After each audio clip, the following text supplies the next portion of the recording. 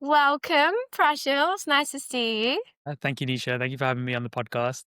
You're very welcome. Honestly, I'm really excited to chat to you today. We've been chatting so much since I think I saw you on social media and saw clips of your story and then went into depth about, your journey. And so I'm really, really excited to record with you today. So thank you. How are you feeling? No, I'm good. Like I was saying, yeah, like little bit nervous because it's the first podcast after quite a few months, but I'm ready to go. So it should be a good one today. Well, I'm glad. You're my first guest on the Vulnerable Voices podcast. So, Yes. yeah, I'm nervous too. So we can be nervous together. Yeah. But I think your journey, what you've been through, I think how you've come out of things is just something that needs to be shared. So I'm really, really, really excited. Um, for our audience and for myself again, would you mind just introducing yourself and a little bit about you? Yeah, no, sure. So I'm Prash. Full name's Prashul, so you don't really hear that name that often. But yeah, I'm a life coach, also known as the Indian life coach. I transitioned over to this career, or should I say, like my purpose now, right? So back in 2022, so I used to be a web designer slash developer. Did that for the best part of like 12 years. Just really got to a point where I was fed up of it, and I realized that, especially, and I know we're going to dive in deeper, but after my divorce, that it wasn't quite aligning with me anymore. Post my divorce, I started to realize that I wanted to help people, and more people coming to me for advice and stuff about life. And I just thought, this could be a good route to go down. So yeah, a few years, fast forward like 3 years down the line, I'm an experienced life coach now. So yeah, that's basically what I do. How do you find the life coaching and sort of do you find similar themes in terms of people's struggles and what they're going through, or they're very varied, do you find? Yeah, no, definitely varied. My main focus as well, like I kind of like niche it down to only because of my own experience as well, is like helping people who are either having a tough time in their marriage, and maybe thinking about going through divorce, or people who are going through divorce or who have gone through divorce and struggling post divorce to heal and move forward in their life. And I think that's kind of the area that I niche it down to for me. But I still have clients as well who are facing other life challenges. I've had clients who have faced losing a loved one in their life as well, and just trying to help them move forward from there. I've had other clients who are like having trouble moving forward in their career, and or struggling with like their habits as well and stuff like that. So yeah, it's nice to have a variety, for sure. But I do enjoy coaching people who are going through a similar situation that I've been through as well, because that's kind of what I'm passionate about, and truly helping people change their lives. Because there is life after divorce, and it doesn't have to be just I'm divorced. Then it's very much like stigma in the Asian culture, right? Like once you go through divorce, you're basically void to the community. Like Mm. you're damaged goods. There must be something wrong with you. It doesn't matter what's happened. But so yeah, I kind of want people to know that you can move forward after divorce, because I'm the best example of that, because I've been managed to move forward after going through my situation. So but yeah, client wise, like it's a variety. So I like to keep it open, with people I coach and some of the challenges that they're facing, for sure. I love that. And I love that you touched on culturally as well, how divorce is it's like tainted. I remember speaking to someone years ago and they were divorced and they have this like self-belief that they're now tainted and there's no way forward. And I think like you said, you're a prime example of actually it doesn't mean your life's over. It doesn't mean there's anything wrong with you. That it's just part of your journey. And you may not have chosen that. You probably I know through your own story and your journey, and that I've done research on you as well about your sort of life. It's something you did fight for, and something that that wasn't the end goal for you. And so I would love to sort of explore a little bit more about how it came about, your divorce, what you went through, and some of the emotions that you were feeling, particularly as a guy, as a man, the emotions that you may or may not have felt. And then we'll explore like how you sort of coped with that later on.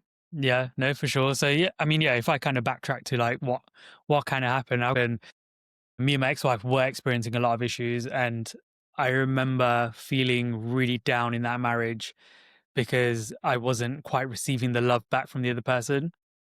And when someone is telling you most days that they don't love you, it's pretty soul destroying, Wow. especially someone you've been with together for 12 years of your life. So we were both like childhood sweethearts. We started dating when we were like 16 years old, been through thick and thin, going through life's journey together, so well integrated into her family. She was well integrated into my family. We're from the same, like, community as well. So it was everything just kind of like, it was like very much typical, right? Like everything ticked the boxes. Like she's Mm, Indian, she's a mystery as well. She's this, she's that, and obviously vice versa as well for her, right? Like things ticked the boxes for me. mm, So, everything seemed like it was going in the right direction, but everything went downhill just before the wedding. And um, to put it in simple terms, like the trust for me was broken. But we still can, and I only found out certain things after the wedding had happened. So by that point, it was too late to kind of like walk away, or it felt like it was too late to walk away because also at the same time, you've just gotten married, you've spent thousands of pounds, parents have invested so much money into it and time and mm, energy as well, right? mm. And it's like the last thing you want to do is say, "Oh, it's not going to work out." Been Course. together for, at that point it was like 9 years, together. So I've been together for 9 years. I'm not just going to walk away from this relationship. So, Mm, we tried working through the problems. I tried really hard to get try to gain that trust back as well from the other person, because for me the trust was broken. But it leaves you with certain things had happened, and it leaves you scarred at the end of the day. And mm, I guess the reason I started becoming a life coach as well is because I wanted to share my story, what I went through, and so other men would like speak out about it. Because you know a lot of the times we hear the female perspective on the divorce and what the partner did to them and stuff like that, right? So, and I wanted to really voice like, well, actually, coming from a male perspective, like this is what I went through. But yeah, going back to that timeline. So yeah, it was like 2015 we got married, yeah. and yeah, we tried to work through the problems like after getting married. That went on for 3 years, and honestly, I can put my hand on my heart and say they were the most miserable years of my life. Like trying to work things out, trying to move forward. We even bought our own house, trying to make a relationship work, trying to have our own space and stuff like this. Mm, It was like there was always resistance, and it always felt like it was either I felt like it was me most of the time trying to lift the relationship up and make mm, it work. And I think that's the part that was difficult, because in that process, I didn't realize it at the time, but I was bringing, crumbling inside, right? Because, and it's that saying that goes, if you don't fill up your own cup, how are you meant to fill up others? And I mm, realized that I was constantly filling up the other person's cup and not filling my own. That's the part where I lost myself in the process. So when it came to actually like deciding that we were going to separate, and it was a joint decision as well, like 2018 Valentine's Day, February 14th, and we decided that things weren't working out. We had a huge argument about stuff. We both decided we were going to go our own ways, and that was it. That was literally the end of it. And it was at that point where I decided for me as well, like enough is enough. I cannot continue moving forward mm, with the way things are right now, and I don't want to live the rest of my life like this. And it's something my mum always said to me as well, and she said like have some respect for yourself, because they were aware of some of the problems that were going on as well. yeah. And it kind of hits home, right? Because it's like I'm pouring so much into this other person's cup, I'm losing respect for myself, Mm, losing my own like self-worth, who I even was anymore. I didn't know that person. Like looking in the mirror, I was just like, who is this guy? So yeah, for mm, me, it was a real process I had to go through to lose myself, to find myself again. But mm, looking back, I'm so grateful for all the hurt and experiences I had to go through, because if I didn't experience all that hurt and experiences, I wouldn't have known my own worth. So, when we came to separating, I started to figure out who I truly was. And it was an exciting journey. As scary as it was an exciting journey at the same time, because it was like, who am I now? That I've got to redefine my identity, because I mm, can't be Prash who I used to be. Like I need to change now, and I need to progress and move forward. We were in our own house for a year. I just remember being so down and upset, and pretty much depressed. Like I would come home from work I would lie down on my bed and just look at the ceiling and cry. And Oh. because it was a time where I didn't really talk to anyone about the problems, Mm. which is a shame because I am a very vocal person, but at the same time, it was just like, who do I turn to kind of talk about these issues? Like, who's really going to be able to help me, or who's really going to be able to save my marriage here? But I remember just coming home and looking at the ceiling and just crying until my wife would get home, which would be like five. I'd finish at 4, get home, cry, have a good crying session, just to like release all of these emotions that had been like pent up during the day, and then my ex-wife would get home at like 5:30, and I'd try and kind of sort my head out by that point. But even then, it was like a miserable evening, waking up feeling horrible, just living a nightmare. So, I kind of like saying all of this right now. I guess I'm having to like relive some of the stuff I used to go through. So it really makes me grateful for where I am now, because I'm not living that life anymore. And I guess I want to give people the hope that your life doesn't need to end up like that, or that, you shouldn't just accept that that's your reality, Yeah. because your reality can change if you decide to. And also if the universe and God decides to change the course of your path as well, I guess. There's a lot of accountability as well it For sure. takes to look at yourself and think and actually question. You did the really brave thing of actually questioning, is this where I want to be, and not settling for this is where I am. You kind of shifted that identity of where you're identifying and what you're feeling to actually, I don't resonate with that anymore. I don't want to be in that space. It's incredibly, incredibly brave to take that step. It is not easy. And I know, looking in retrospect, when you're in that moment, it is the hardest thing you could ever go through. Yeah. And I know, I'm sure there are loads of people in similar situations, or situations where their whole almost identity comes to a crash. When we grow up, as well as in our culture too, it might be similar in others, people pleasing and putting our needs last. When you start shifting that, you're like, what am I doing? This is really scary. How are you actually feeling in those kind of moments of your lowest point, and how low did it get? And did you feel, as a man, as what you were going through, that there were people around you to support, but was anything holding you back from reaching out to the right support? Did you feel you had the right people around you? What was Mm. going on in that sort of space? During the period where I was married and I wasn't happy, I always had like one of my best friends. I'm still friends with him today. Like, always there to kind of listen and for me to vent about, kind of what I was feeling or going through. But I guess it's hard as well, right? Because it's like not everyone knows how to advise you. And I fully appreciate him being there for me, just to, kind of hear me out. But I think the point when I truly needed the help and the support, it was after I separated and I was going through divorce. And you know what? Like when you tell people that news, you really know who's there for you and who isn't. And the people who weren't there, I get it. Like everyone's busy in their own lives. They may not have the capacity or energy to, give you their time or whatever. But I truly value the people that were there. And you know what? They were all men, right? So, 3 of my cousins, so 2 of them are brothers. I've, grew up with both of them. So my massive base, my massive boys, grew up with these 2 cousin brothers. And, during the period where I was married, we kind of lost touch a little bit. And I think it's because my energy was so focused on trying to heal and save my marriage.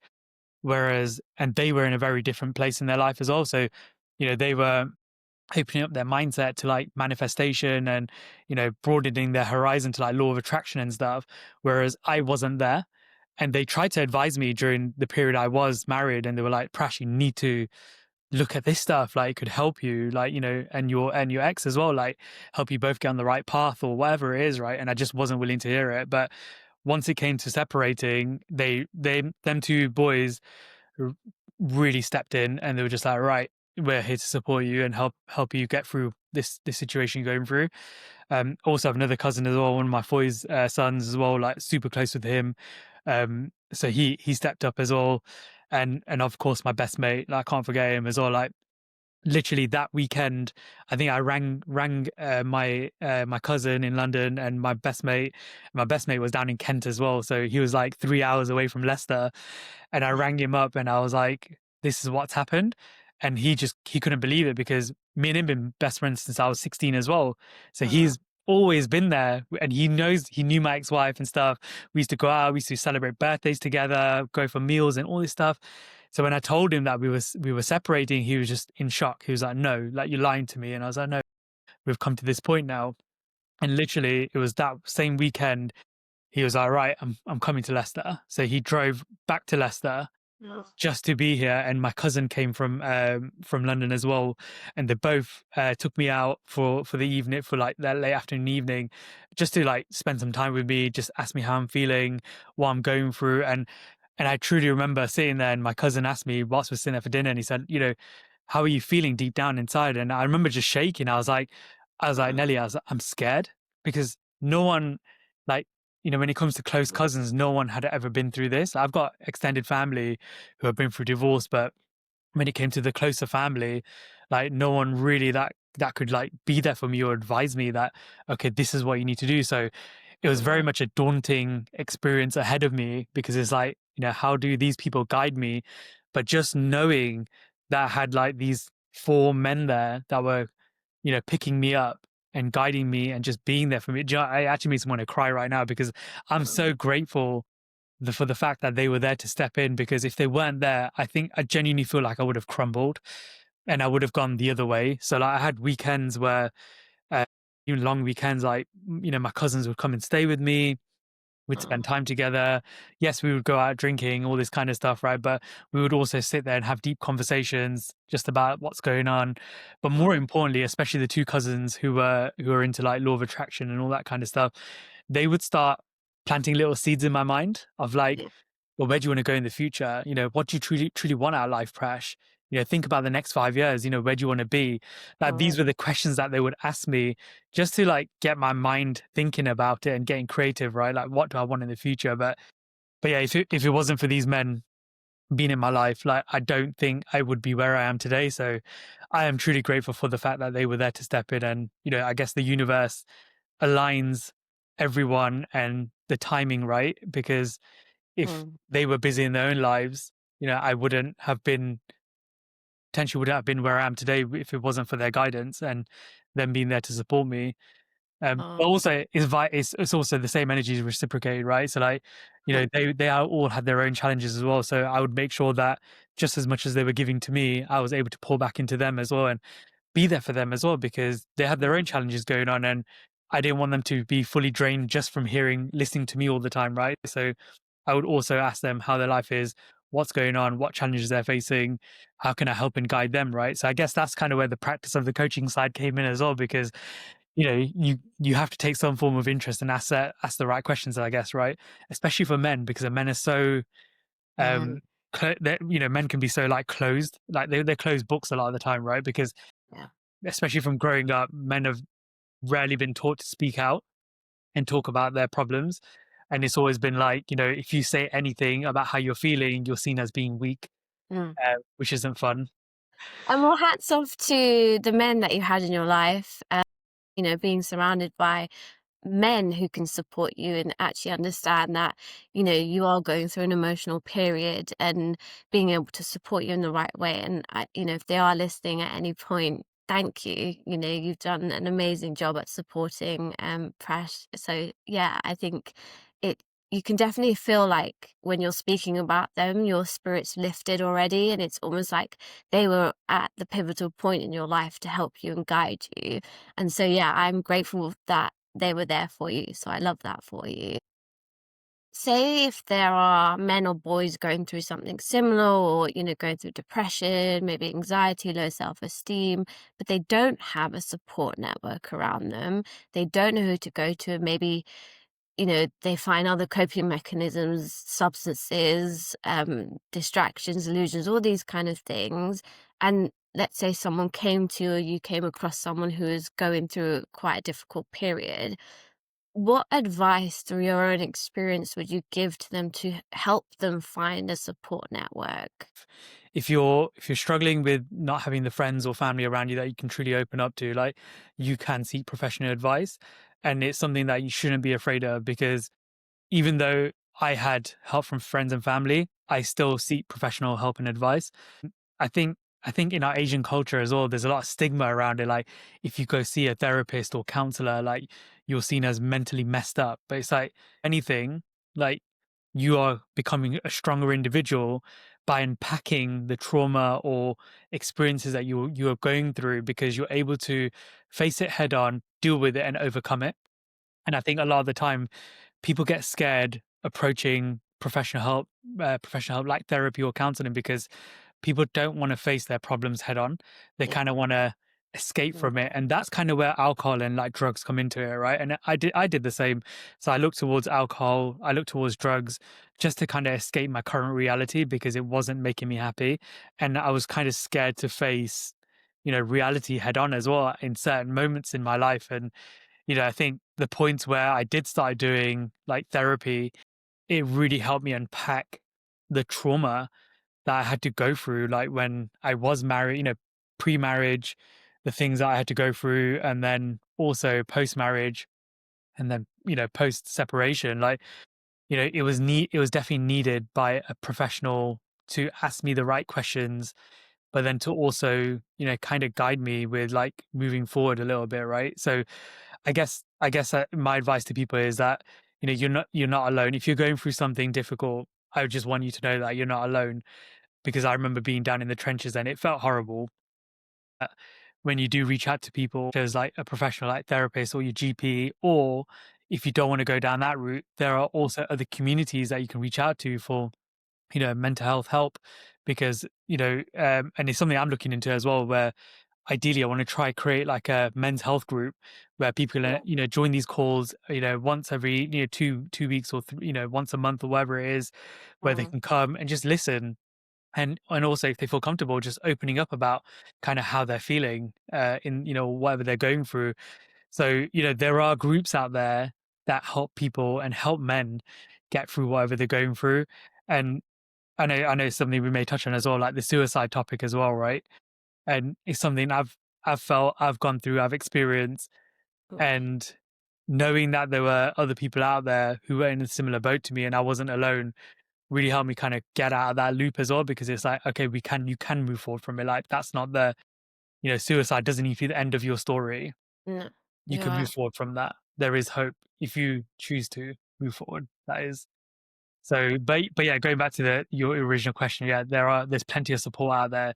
You just also need to look for it. Like, if you truly want the help and support, you need to look for it. And of course, like, there are people like us who are here just to, if someone reached out to, either one of us on Instagram, or, through another form, like let's just say my website as well, I'd be Mm. happy to jump on a call and just listen to that person, because if I can change the course of that person's life over one phone call to help and direct them into a positive path, then I've done my bit in helping that person into a better trajectory, basically. And having, like I said, having been in the trenches, like, it's not a nice place to be. So there Yeah. is hope on moving forward for sure. I think that's where we really connected, and that's when I started understanding who you were and your journey, and really diving deep into some of the podcasts you've done, and understanding you through our conversations. We really resonated on the suicide piece. We've both been there, different reasons, but we've both been there. And that's where having a level of empathy and understanding about each other as people, and knowing, how we got to that point to now be able to help people through their struggles from our own. It takes a lot of strength to do that. And, what I know what my turning point was in terms of having, I call them a guardian angel at that time. You know how people just randomly come into your life for maybe a short burst to kind of guide you in the right way that you didn't realize you needed at that time, or something just snaps and you're like, whoa, what am I doing? Hold on. Mine was the guided meditation and this sort of person, and then my own accountability of doing things that helped me through it, and therapy and art and creativity. What was the turning point for you when you were feeling suicidal to not go through with it? Yeah, honestly, 100% my guardian angel was my nephew. And, he was the source of hope for me to not go through with it because, and I've said this on other podcasts as well, and I've shared the story because I think it's a deep one for especially men. It was turning to alcohol, and there were a couple of nights in the house I used to live in. So after me and my ex separated, I decided to stay in the house. She decided to live back at her parents. You got this whole house to yourself. You're left alone, left to your own accord, your own thoughts. What do you do, right? And a few, I definitely have down days. And very early on after we both separated, two nights where I would sit there and just get drunk, and it was drinking whiskey raw, like out the bottle, like necking out the bottle. And when you think about it, I think back now, I'm like, it's absolutely disgusting, and I can't believe I was doing that. But that's where I was at that time. Like, Yeah. I wanted to escape my reality so badly Oh, because I felt so crap about life. And it was the second night I did it, and that was the point where I was like, right, there's just no point in me living anymore. What's the point? I've failed no. everyone around me. I failed myself. I failed my parents, my family. I'm failing all of these people around me. Like, and I'm going to be a shame on the family now that I'm going through divorce. So what is the point of me even living anymore? And it was at that point where I was just like, obviously it was the influence from alcohol, but I was like, Yeah. right, I'm just going to do it. And I started thinking about how I'm going to do it now. And there's a bridge like where I used to work. And I thought about just driving the car off that bridge and just ending it once and for all. And Mm. that's where I was at, and I thought about doing it like the day after. But then I was going, and I actually got to the point where I was writing out a suicide note as well. Like, and that's the part that kind of like hit me hard. And I thought, I then connected to pictures, and I was like, right, I just want to see my family for the, oh God, this is gonna get me. Okay. Um, I want to see the pictures of my family for the last time. And it's when I saw my nephew, and I thought, okay, yeah, I can't be that person. I can't be that negative experience for him because I don't want him growing up and like my sister or my parents saying to him like your uncle, your mama, he committed suicide because this is what he was going through. And I just thought, I can't do it. I can't do it to this little boy. Like, one, I can't do it to my parents as well because I know that they would be devastated, but I can't do it to this little boy because I don't want him growing up like that. Like, knowing that there was someone in his family who was, at so low, at that low point in their life that this is what they did. And I Oh, guess that was the turning point for me where I was like, okay, no, well, what am I going to do instead now? Like, what do I truly want here? And it's like, I want to be a source of inspiration for this little boy that, regardless of what my mama went through, he turned his life around. He's managed to like, you know, totally like 180, right? oh, And I guess that's when I started pushing a little bit more like, okay, suicide isn't an option. I scrapped the letter I started writing. I was like, no, I'm not going to do it. I mentioned I did seek out therapy and stuff like that just to make sure that, I was getting the right help and support. And of course, like, I had my cousins around me, and, I told a couple of them as well, like, this is how I'd been feeling. And, the one of the things they asked me like was like, but could you have done it? Like, do you think you can still do it? Like, go kill oh, yourself. And I said, now that I have that hope and that glimmer of hope with my nephew, like, I definitely 100% I can't. Otherwise, I guess if I showed them some uncertainty, they would have, got my parents involved or intervened in different in ways, right? But yeah. I think because I showed confidence in the fact that no, I'm not there anymore. That was a low point because of the alcohol making me feel like that as well. Mm. Um, and now I'm deciding that actually that's not a reality I want to choose, that I want to go down. And yeah, it was my nephew. Honestly, like, I owe him so much. Like, and when Oh. yeah, I mean, he's like eight or going on 9 now. So when he's a bit older, I'm in his like late teens and stuff, I will share the story with him with like, how what he meant to me back then. I can completely empathize. And, to hear it, especially as like men, women, anyone, but particularly men who have higher suicide rates, it's about 75%, and men are 4 times more likely to die by suicide than women because of the lack of communities and the vulnerability to face themselves and not feel hard on, like, put themselves down in terms of being weak because they're Mhm. feeling vulnerable. And you've actually shown the opposite, that there is so much strength in going, I need help, and asking for help is okay. And I find it interesting because I do a lot of like inner child work and reconnecting back to the younger self, and s- thinking about myself when I was young is what stopped me going. I saw a photo of myself when I was 3 or 4, and I was just like, it's almost like she spoke to me and said, "No, do not Yeah. do this, please, please. Like, I know you can do it." Did you find any sort of connection or link back to thinking about your younger self, having looked at your photo of your nephew Yeah. and actually thinking, hold on a minute, I was once that age. Um, I want to protect my younger self. Did you ever have those kind of yeah. feelings? No, 100%. I'm glad you mentioned that. And, you mentioned like that little girl's voice was so powerful as well, right? For you to make you stop it. And I think that's, a lot of the times like we talk to ourselves, right? And I love the fact that you mentioned like inner child work as well, right? Because effectively, and thinking back to that timeline, like I was talking to myself, and I remember crying so much and saying, I'm so sorry. Like, I'm sorry, so sorry I let you down. But effectively, I was talking to my inner child. I didn't know at the time, right? But I was talking to my inner child in that moment, because there's always that inner child inside of you where you do think back to like when you were younger, and I felt like I was letting that inner child down, right? Because of what I was going through. Mm. So it wasn't just my family. I felt like I was letting myself down in that process. So yeah, 100%. I remember crying, saying sorry to myself. I'm sorry I let you down. All these things. So, but now thinking back on it, yeah, I think when I looked at the picture of my nephew, like it probably reminded me of me when I was that age, and it was just like, is this your story? Like this is where it ends. Mm. Why should this be the ending? Like the last chapter. Like we can continue moving forward. So I'm just glad that my nephew was there to kind of help and guide me to a better path, because I guess if he wasn't there to remind me that there's more to life, I probably would have ended it the next day. Mm. And rather than me being here now, married again, having a little child, I may not have been here, and I might not have been doing the work I do now, because, I would have just gone down the path of suicide. And I'm glad you mentioned as well, like, the rate of suicide in men is a lot higher as well. And I think a huge part of that is as well is because, yeah, like it's seen as weakness to talk about your problems. But, and I want to flip this for a lot of guys, it's actually more cowardly to go and kill yourself than actually talk about your problems.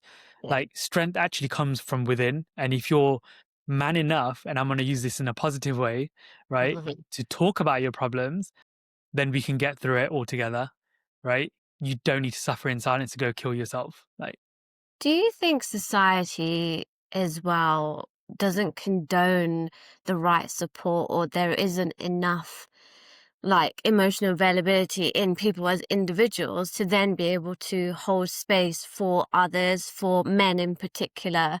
And actually, sometimes as women or people in society and people as a whole are actually not helping because they don't understand themselves. So then, how can they understand someone else's emotions to support them? If I wasn't emotionally aware of my emotions and can separate mine from yours, and not be able to hold space for you, you're unlikely to come to me to speak to me and feel more alone. yeah. Do you feel like there's a huge off balance with how we're supporting and co-regulating and existing together in the world? Yeah, do you know, I'm so glad you're bringing up this topic, because I think it's a really important topic to highlight to the world, right? And like people who are going to be tuning into this, like the clips or the episode. But yeah, I think when it comes to, let's just say as a man, and like I'm looking to my partner, like my wife or my girlfriend or whatever it is, um, for being there to help me with my mental health and stuff. I would ideally like a safe space to open up and talk about my feelings without feeling emasculated. And I find a lot of the times, and I know, and I've experienced this in the past as well, when I have opened up to previous partners, like my ex-wife and the people I've dated, it's been thrown back in my face. And that's the part where on the like the woman side is, that's the part you need to recognize that you're doing, because then you're not creating that safe space for your partner to open up and feel safe. Because ideally, and I'm so grateful I have this now with my wife, like she is that safe space and home for me. So it's like I know I can open up about every little thing, right? Any insecurity or anything I want to talk about, she is there, right? And I don't need to feel scared. She's going to go talk to someone else. She's going to go tell her sister. She's going to go tell her family or her cousins or her friends. That's me being so secure with her and feeling safe that she creates that environment for me. So I guess my advice to the women out there is when it comes to your partner, like try keep your problems to yourself within, and anything that they're coming to you for, keep it to yourselves, right? Like you should be able to create that safe space for your man, right? At the end of the day, because he wants to come home from like hard days at work or whatever it is, or from the office or whatever, right? And feel safe in your space, not coming home to, you know, you may be nagging at him or whatever it is, right? Or whatever it can be, or like certain things that he's opened up to you about being thrown back in his face. And I think that's the thing where we want to create that environment, but also going back to, I guess it's a lot of it stems from childhood, especially for guys.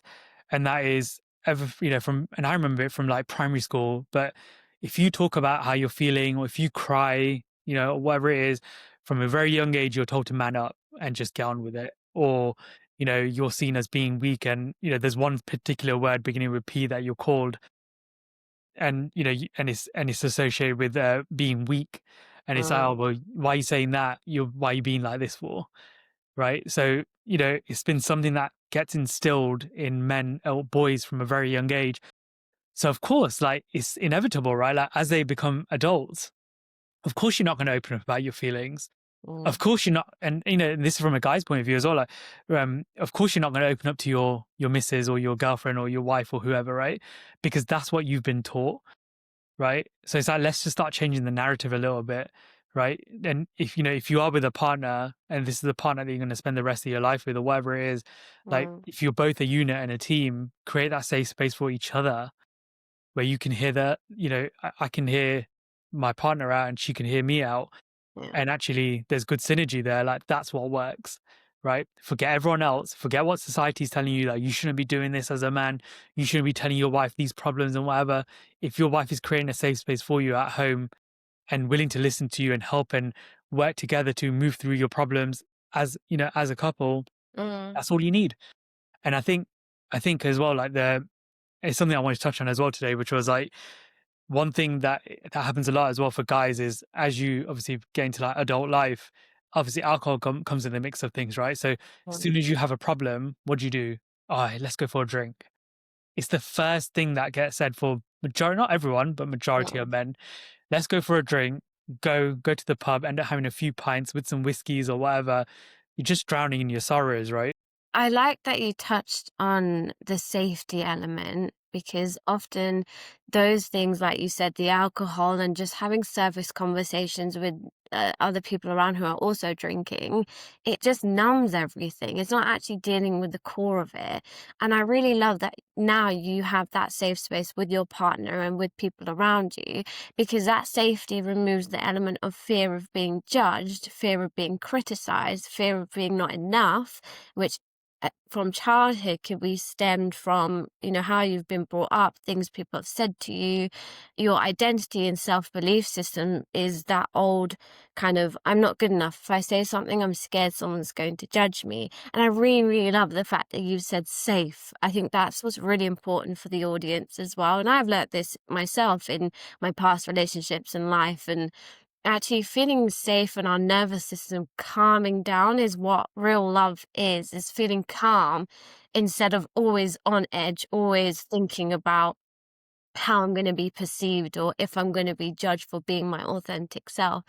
And I just hope that people watching who may be going through similar and numbing out through maybe sex, drugs, alcohol, all the distractions that anyone can think of, has a moment of realization to go, this isn't safe for me anymore. And hearing your story to go, he said safety. What does safety actually mean? And you just described it really well. It's being yourself, coming home. And when you go, oh, like I'm home, that feeling, it's going inward. And I really love that you touched on that. So I just needed to highlight that because I think Yeah. it's brilliant. So No, thank I'm glad you did. Like, I see it so much online as well, right? Like, on social media, and it's like, for not just the guy, but like for both partners, is like coming home and just feeling like it's a safe space, and it literally makes the world of a difference. And I think for me as well, like having been married twice now, like I have a good point of comparison, right? Because I was coming home to my ex-wife, or even before she'd get home, I was coming home, I was crying. I was just so unhappy with my life. And then just preparing myself mentally for a miserable evening because it was probably going to be a lot of arguing or, you know, bringing me down or whatever it was, in this toxic relationship. And, versus where I am now, like, I'm so grateful because, like me and my wife have, who I'm married to now, like we have such a good synergy with each other, like to know that it's a safe space. I sleep better at night. I you. sleep peacefully at night because it's like, I wake up and I feel happy that I'm surrounded by this person. I'm so grateful because whatever it is I'm going through and whatever she's going through, we're there for each other. And if we need external help, we'll seek for it. But majority of the time, like we're good as a unit, and we can get through majority of the problems. So, but yeah, I'm so glad you highlighted that, the safety stuff there that I mentioned, because it is so important to a successful relationship. And having been married once and not experiencing that in the safety you know um, part there in that relationship, but having it now, I'm like, wow, what a difference! Like, Mm, now I feel whole within myself, whereas before I didn't feel like that because I was yeah, all, and I mentioned it before, I was always pouring to the other person's cup, and it was a really toxic dynamic as well. Like, when I was happy, the other person wasn't happy. When they were happy, I was made to feel unhappy. So it's mm, like I started to realize that the only time that other person's happy is when I'm miserable. That doesn't make sense, right? Whereas mm, with me and who I'm married to now, it's very much like, well, if that person's unhappy, I like if my wife isn't happy, I 100% will be like, give her the comfort she needs, hug her, what's going on? I'll be like, what's going on, babe? Like, let's talk about it. Do you need a few minutes? Whatever it is. Like, I want to make sure that I am there and let her go at her own pace and time as well to figure out what she's feeling.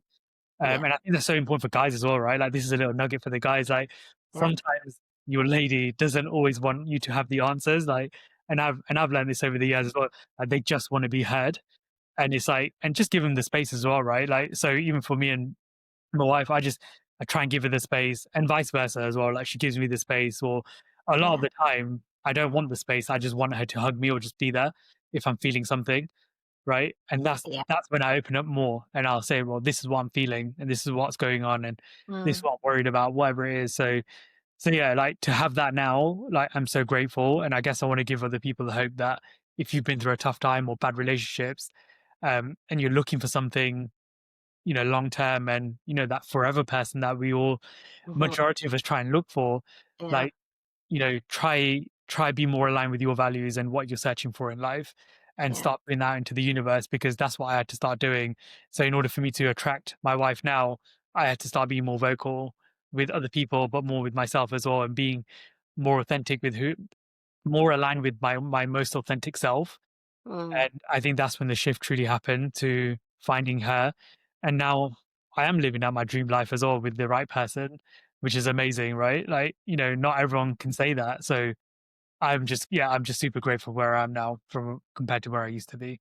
I love that, and it's all the, like, oxytocin, the safety, and you know what? You are so right, and this is what I also share as well, which I think this is why we get on, because similar values and you just get it. Yeah. It's the or not wanting to always provide a solution or fix or analyze everything and go, okay, now this makes sense. Emotions and feelings don't make sense half of the time. All we need is a space to be held, to be heard, and actually having boundaries where you're like, these aren't my emotions, but I do feel for you because we're close and I can hold space for you, but not absorb it to the point that I'm being affected by it. In order to support and make someone feel safe, you have to have a level of like boundary with yourself to go, it's not mine, but I can hold that right space for you to make you feel safe. I can be your anchor in this moment. And in partnerships, friendships, you flip between the two. So one minute you can be like that and hold that space, and then when tables are turned and they need support, it's the other way around. And I think it's finding that balance. And I really like that you've given it an example of your own partnership. It's when you said, actually, she doesn't want solutions, she doesn't want to be analyzed, she doesn't want me to fix it, because fixing it means, okay, we fixed it, we don't need to feel it. And that to me is like, no, no, let the feelings come, and all you want is to be held. She wants to be held. And that's when your nervous system goes, "Ah," and, Yeah. releasing hormones like oxytocin when you hug, it takes like 30 seconds for that to kick in. So if you're having a tough day, like you said, or you come home and you give her like a long hug, that hormone is connecting, and that's what we're lacking, is that real connection. And sometimes words doesn't do it. You don't need words sometimes. And I really love that for you. And it's such a good example. Most guys are just used to being masculine all the time, right? And it's like, I'm the man, I must provide. And that's how I've been raised as well, right? And it's only until I started, going down a different path after my divorce and I started recognizing that, you know what, you can be in tune with your feminine energy as well. And I guess that's the part where you also as a guy want to be open to listening to your partner as well, because it's like that's the part that your wife or your girlfriend or whoever it is going to appreciate, because at the same time, yes, you can be masculine. One of the biggest examples for me as well is like changing my ways, is because I knew I wanted to be a father, and the best thing now is that I'm a girl dad. So I've got a beautiful baby daughter, and trying to show her like an example of well balanced man should be, right? Who I used to be to how I was raised. It's like, you must be the man of the house, you must provide, you make the decision, you have to steer the ship, right? Which is, yeah, of course, like a lot of the times, the man does steer the ship, right, in certain scenarios. But at the same time, how are you going to do it without a strong woman next to you, not behind you, next to you, right? And this is the way I see it, is like, you need that, and it's a joint effort. And the only way you can do that is both by being in your the right energy in the right moments, right? So there'll be times where my wife might be in more of a masculine energy, and and it's like, well, actually, hang on, let's just talk about this quickly, or whatever it is that we're discussing, and Mm, then we'll both realize that actually when we're not in the right energy we need to be in right now for this conversation, yeah. right? And I think that's so important, especially for guys. Like, yes, you're allowed to have masculine energy, but you're also allowed to be in tune and become more aware of your feminine energy within you too. And the same Mm. and the same applies to women as well, right? Yeah, it's until you tap into both of our energies, because we as a whole person are made up of both masculine and feminine energies. And until we as individuals tap into both of those energies for ourselves, we are never going to understand someone else. It's always going to be off balance, isn't it? How you grow up and what you see is what is determined by your own sort of inner world of what masculinity is, what femininity is. And I thought there's a complete like shift in how people see that, and actually it's not external, it's inside you. Balance both, and then you're able to be like harmonious with someone else, really. And it's okay to tap into those sides. It doesn't make you weaker or more anything, it's just complete balance. And I love that, it's so true.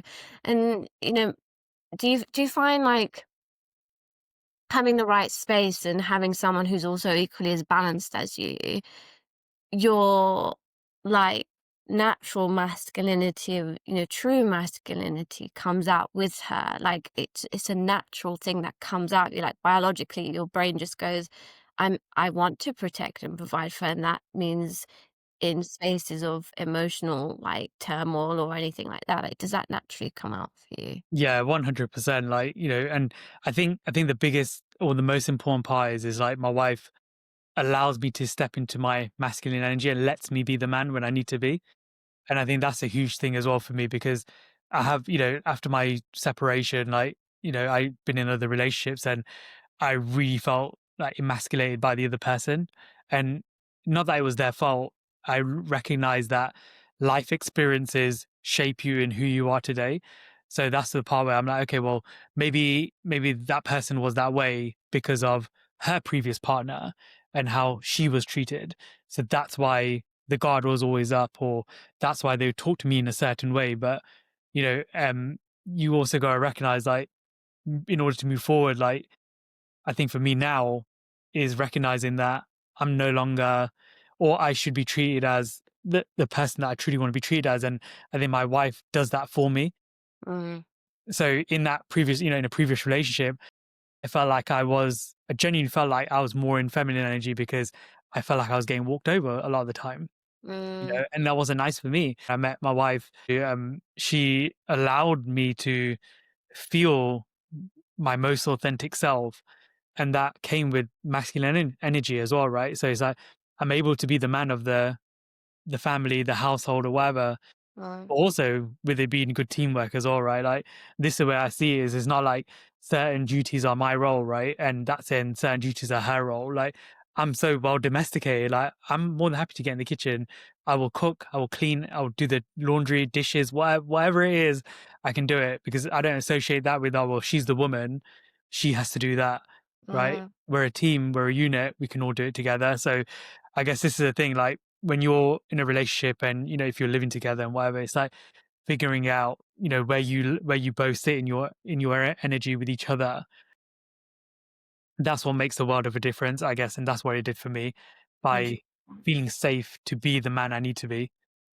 100%. I think you can also create that safety as a single person as well, in terms of like treating yourself with both that feminine and masculine energy, and then really like re-identifying with, actually I can tap into this side and I can't, I'm not one more than the other. And I think that internal balance is also really important to then be able to have that and reflect that back in a partnership like what you've got right now. We have it within us first. It always comes back to us. It's like both saved ourselves from wanting to take our own life. We had it within us. So do other people watching who might be going through it. um so yeah, the whole masculine feminine energy is such a huge topic, and maybe another podcast I would love to explore that with you, because I'm living it right now, and it's so freeing when you balance the two and you're Mm. coming into alignment a lot more Yeah. and a lot more boundaries. Just some advice for people watching, particularly guys. What advice would you give in terms of their approach to starting to set boundaries and the fear that comes with that? Like, how would you advise them to slowly start setting healthier boundaries to protect themselves? Yeah, no, for sure. I think the most important thing is like for guys especially is like taking a step back for a moment and just recognizing like what are the values that um you really appreciate in your life, right? And what are you also moving forward, like the reality you're trying to create. And I think once you're clear on that vision of like, well, let's just say like I think there's different perspectives to this, right? Like if I was a single person, right, which I was at one point, right, and I was really trying to figure out, well, I've done this dating phase, I've not found the right person, how do I now find the right partner for me? Right. I did have to start getting more aligned with my values and what I truly wanted out of that future partner that I wanted to attract. So I had to start, you know, uh, bodying these values and putting that into the universe.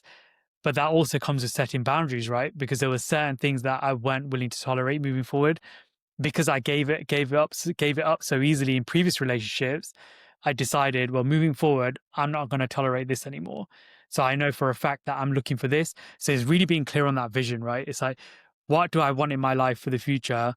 And that will help you determine what you're not going to tolerate. And that helps you set the boundary then, right? And I think So, that's the most important thing. Like we don't think about it. A lot of the times you don't think that far into the future or think about the future with so much clarity. mm, It's just, yeah, like I want to be there in like 5 years' time. I'll do it somehow.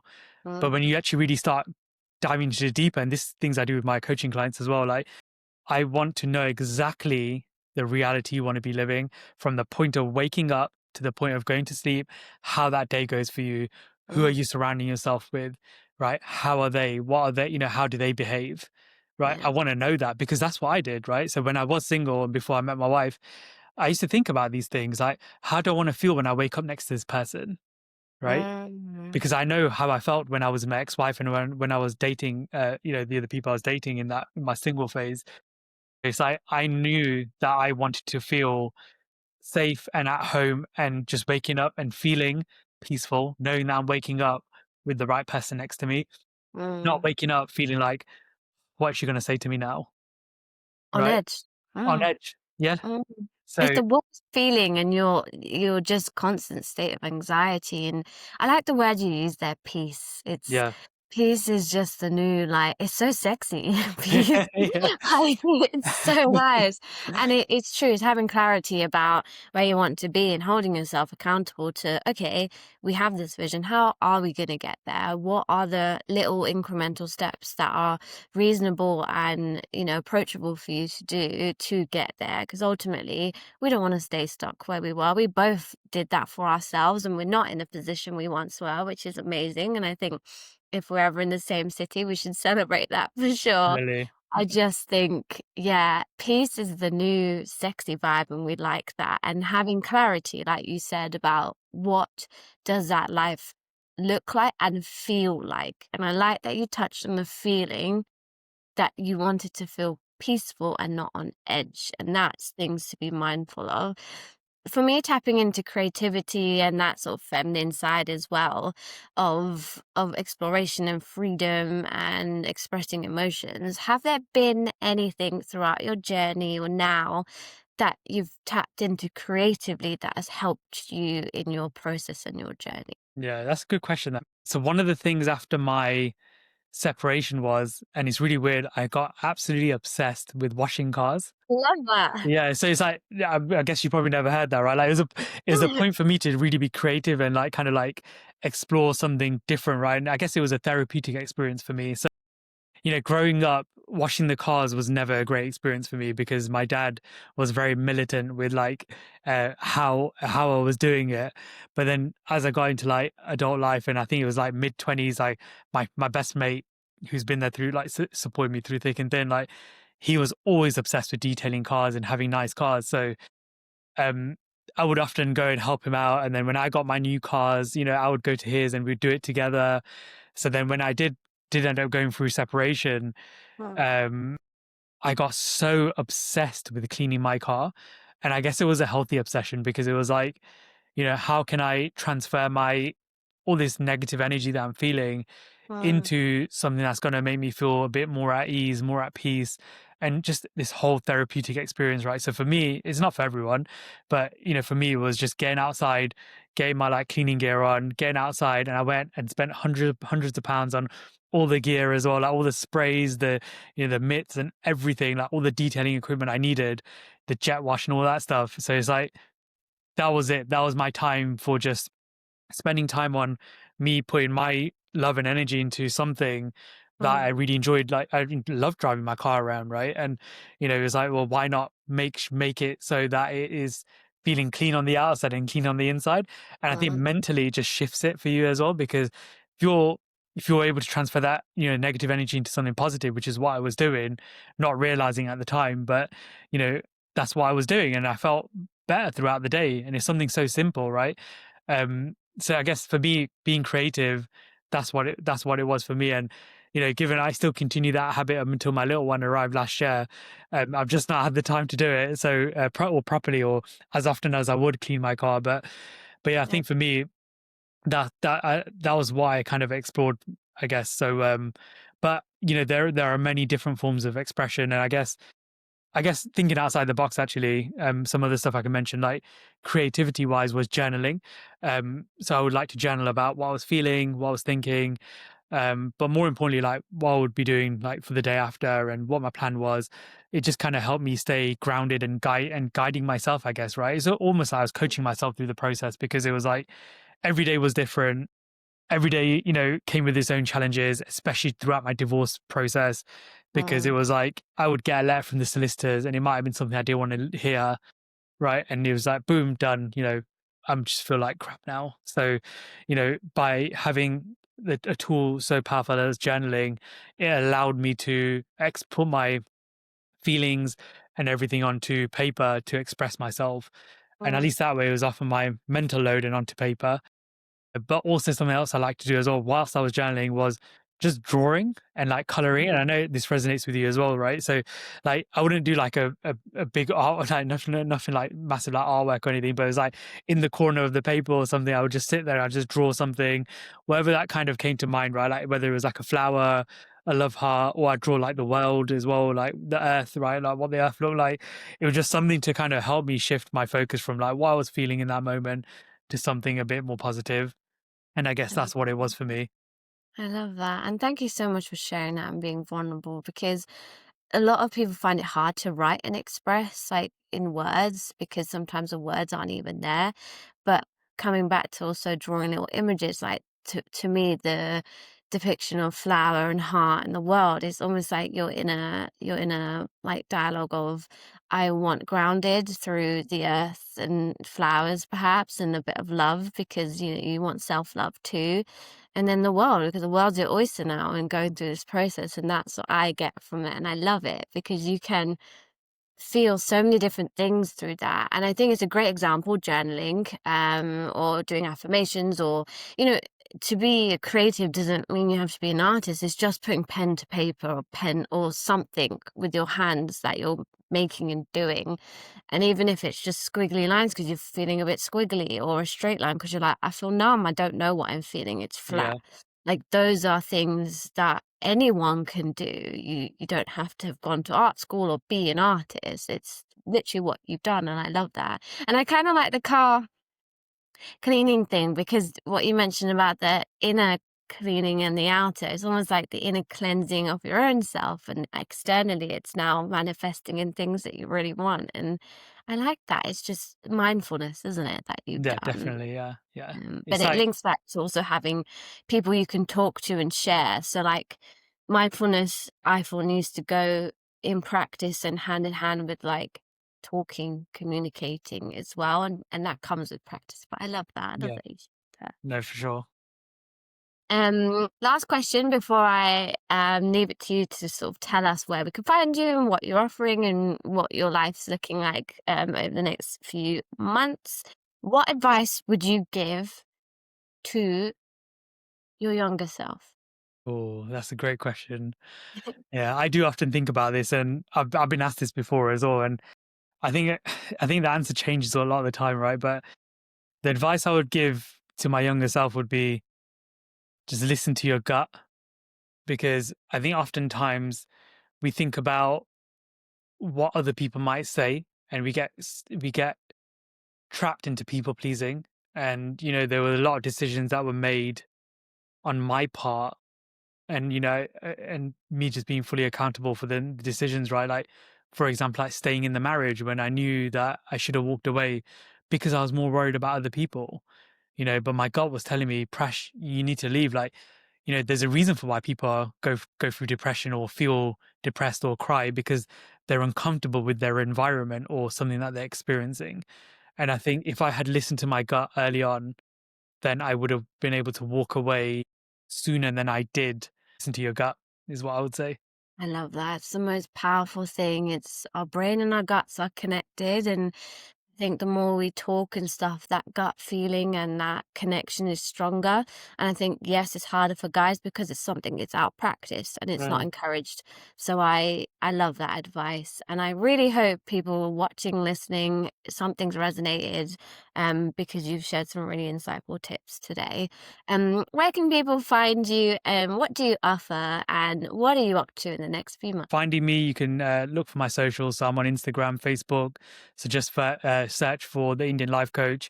You can also reach me at my website, which is www.theindianlifecoach.co.uk. So I've got a contact form on there. You can reach me there as well. What do I offer? So I offer life coaching services. So if you are dealing with some challenges in your life and you're really struggling to get over them hurdles, then I can really help you move past them by helping you figure out the answers. And I think that's the most important thing, is like, yes, of course, as a life coach, I can guide you and, equip you with the right tools and daily habits and stuff, which is something that I do with all of my clients. But ultimately we want, as a coach, I want you to figure out the answers for yourself. And that comes with my obviously expertise and the way I ask you certain questions. to, kind of dig a little bit and then help you figure out what you're trying to do. So, it's like when you're a little child, right? Like you go through that phase of why. So Yeah. I kind of do the same thing. Well, why do you want that? Why is it important to you? So, these are certain things that we don't ask ourselves every day. So I guess during a coaching session, we kind of zone in on that 100% and try and figure out the things that mean the most to you. So yeah, so offering life coaching services, for sure. You can read more about me on my website as well. So I've got an about me page where you can see, my backstory, what I've gone through. You can also see my services on there as well, like additional stuff that I offer. Mhm. People, what I'm up to for the next few months. I've just obviously, like I said, I've come back from traveling, so I'm just Mhm. trying to get back into some routines. There is some really exciting stuff coming up. Maybe hopefully by end of the year or definitely in the new year, with someone I'm working with along with as well. So with the Dad Project, I'm sure you've might have seen that project Um, podcast I did. So I'm working with them on a couple of things. So hopefully that's new year. But I'm also organising something within my community as well. So based in Leicester at the moment. So we're looking at hopefully hosting like a wellbeing event. Once I find out more information, I will share it with one, obviously you, Nisha, and then obviously with the audience that are tuning in. yes, I will be continuing to follow you and support you. And honestly, I think what you're doing is amazing. So thank you so much for Thank you. joining me today. And yeah, have a lovely rest of your day. Yeah, you too. And thank you so honestly, thank you so much for having me on. And I'm honored to be your first guest. I've loved having you as my first. Yeah. You've been amazing. Thank you so Thank much. you. See you later.